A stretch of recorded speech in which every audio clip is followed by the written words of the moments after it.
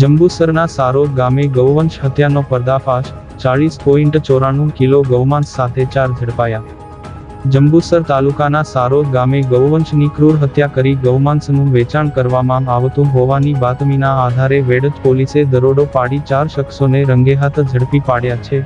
પોલીસે સ્થળ પરથી 40.94 કિલો ગૌમાંસ અને ₹1.40 લાખથી વધુનો મુદ્દામાલ જપ્ત કરી કાયદેસરની કાર્યવાહી હાથ ધરી છે। વેડજ પોલીસ સ્ટેશનના ઇન્સ્પેક્ટર એમજી ઢોડિયાના માર્ગદર્શન હેઠળ હાથ ધરાયેલી આ કામગીરીમાં સલીમ અલી ફીચા, સલમાન સલીમ ફીચા, શાકિબ સલીમ ફીચા અને રફીક મહમદ બોકડની ધરપકડ કરવામાં આવી છે। આરોપીઓ પાસેથી ગૌ માંસ ઉપરાંત કતલખાનામાં વપરાતા સાધનો, જેમાં છરા, ચપ્પા, લાકડાના ટીબલા અને ઇલેક્ટ્રિક વજન કાંટાનો સમાવેશ થાય છે તે કબજે કરાયા છે। આ ઉપરાંત ગુનામાં વપરાયેલી 3 મોટરસાયકલ, 3 મોબાઈલ ફોન અને રોકડ રકમ પણ પોલીસે જપ્ત કરી છે। આ સમગ્ર મામલે પોલીસે ભારતીય ન્યાય સંહિતા BNS ની કલમ 325, ગુજરાત પ્રાણી સંરક્ષણ અધિનિયમ 2017 તથા પ્રાણી ક્રૂરતા નિવારણ અધિનિયમ હેઠળ ગુનો નોંધીને તપાસના ચક્રો ગતિમાન કર્યા છે।